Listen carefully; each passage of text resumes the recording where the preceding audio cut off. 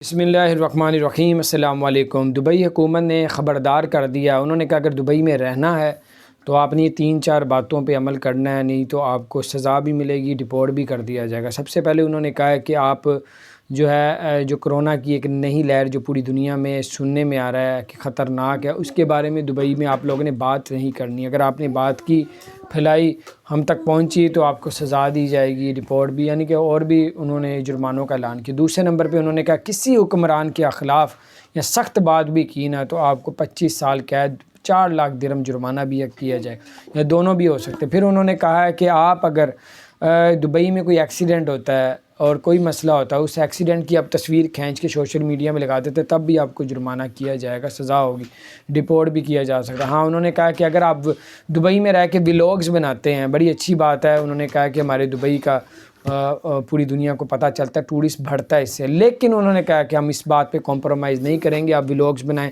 पीछे औरतों की, फैमिलियों की पिक्चर आपकी वीडियो पे आएँ।